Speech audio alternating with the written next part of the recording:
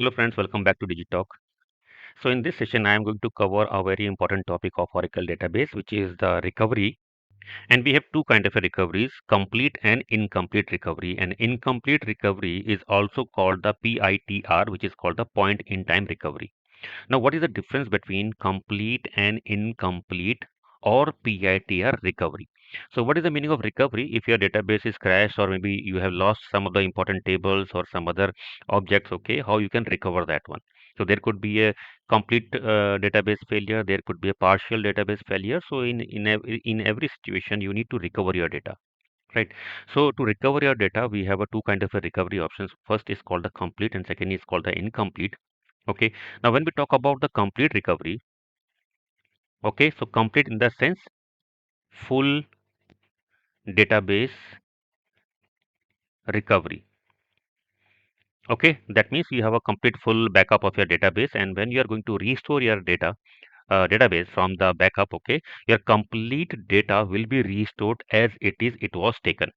Okay, now we have two different situations. For example, if I say that we have taken the full backup of the database at 5 p.m. Okay, now if you are going to restore this particular data which you have taken at the 5 p.m. Okay, so complete data will be restored, whatever the data that has been backed up at the 5 p.m. Okay, there would not be any kind of a data loss. So when we talk about the complete recovery, so in complete recovery means everything is restored. There is no data loss in case of this complete recovery. Okay, so now there could be another situation where you may have taken the full backup at 5 p.m. Okay, and maybe your database is crashed, maybe somewhere around 540. Okay, and now you want to restore the complete data. Okay, that means the full backup which has been taken at the 5 p.m. and along with that, whatever the transaction that has been happened between 5 to 540, all the data you need to be restored, right? So the full backup contain your 5 p.m. Data, which is your full backup. Okay, and along with that, when we configure the full backup, we have one more option which is called the incremental backup. Okay, incremental backup. Okay, which take the modified data. Okay, since last full backup, or which is also referred as the L0 backup. Okay, simply means do not take the complete database backup because the full backup has already been taken. So only take the modify block as a backup. So this is called the incremental backup. So now suppose that if 5 p.m. full backup has been taken and 540 would be a situation where you need the complete restore of your database. Okay, so how the complete recovery will work? You will have a full database backup at 5 p.m. and after that you may have the incremental backup. So suppose that you have the last incremental backup at 5:30 p.m. Right. So 5:30 till 5 p.m. the complete data will be restored from here, this backup. Then the incremental backup after your full backup will be stored from your incremental backup, which is till 5:30. Now your database was crashed at 5:40, so that means still there is a 10-minute of a gap is there, right? From 5:30 to 5:40. So this 10-minute of data will be restored from your archive log plus your existing current redo log. Okay, so what is archive log?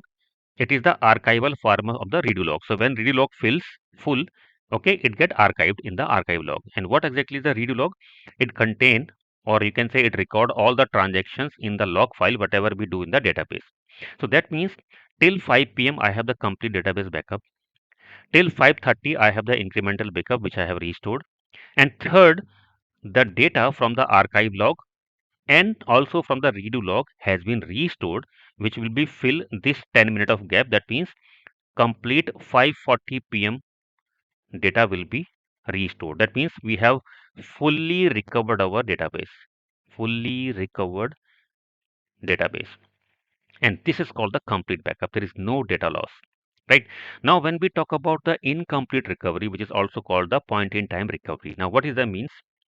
Okay, so simple. When we say about the incomplete recovery, it is very clear from the name as well. There would be some data loss. There would be some data loss in incomplete recovery, which is called the point in time recovery. And this data loss is something which is expected in practically when we apply the point in time recovery. Okay. Now, what is mean of that? The very first thing what we have learned, there could be chance or there could be some data loss in case of point in time recovery. Hence, it is called the incomplete recovery. Very first thing. Right. Now, second thing, how it works. When we say about incomplete recovery, so what does it mean? Okay. Now, suppose let us take an example. Like you are working in the database in a day, everything is going fine. Okay. And this is at 2 p.m. of the day, and everything is going as expected. Everything is good. Now, at 4 p.m., you have taken the full backup, right? After that, you are doing a lot of things in your database and everything going fine. Now, suppose that at some 7 p.m., something wrong happened, which you may not aware about that one, or you may miss that one. Maybe something someone has mistakenly deleted a critical database or critical table, right? And then the team is working on the database, and around at 8 p.m., you realize that this table is missing. Almost there is a gap of 1 hour, right? So you may have done multiple things in between this 1 hour of a time. Okay, but your database or your table, critical table, was lost at 4 p.m. and then you realize it at 8 p.m. And there could be a chance that at 8 p.m. the full backup has been run, right? Now, if this 8 p.m. you realize that some of the important table was deleted at 7 p.m. and the database full backup which ran at 8 p.m. So this 8 p.m. data full backup contain the current data, right? So that means this deleted data will not be covered in the full backup restore because it is already deleted at 7 p.m. and after that 8 p.m. your full data backup has already been run. So this is there is no use of this database backup. Now, so you need to go back at the 7 p.m. when the table was deleted so that you can restore it, right? So how this is going to be work in the incomplete recovery? So that means when we go for the restore of the incomplete in case of incomplete recovery, so first thing we have the full backup at 4 p.m. So this we are going to use, okay, to restore. And second case is if I am going back from 8 p.m. to 7 p.m. where when I deleted my data, that means I need to go this point of time, okay, when the table was deleted, and just some time back, few minutes back, to recover my data, right? Because 7 p.m. it was deleted, so maybe I have to restore till 7:59, then 59 second. I have to restore till this p.m. to recover my this table which was deleted, right? So I will apply my 4 p.m. full backup because 4 p.m. I have taken the full backup. Okay, now I have to go for the incremental backup or the point in time recovery at the 6:59:59 to recover this one. Okay, so here we will run the in our point in time recovery till 6:59 and then 59. So by this way, using the point in time recovery, this point in time recovery will be achieved with the help of your archive logs. Whatever the archive logs you have, okay, so this archive log will be used to recover your point in time recovery for this particular duration, and this will recover your the table which was lost at 7 p.m. as well when you will run it at 6:59:59 p.m., which is called the point in time recovery. So that means I am going back from 8 p.m. to 7 p.m. to recover this particular table. So whatever the things that you have done in between 7 p.m. to 8 p.m. will not be there because that is flushed out. You have gone back to the 7 p.m. for the point in time recovery, right? So that's why it is called point in time recovery or also incomplete recovery because there is would be a chance of the some data loss in case of incomplete recovery, right? So now when we talk about the point in time recovery, so we have that three important point in time recovery options. We can go based on some date and time. Okay, so we specify our time here, date and time here, to which point we want to recover the database.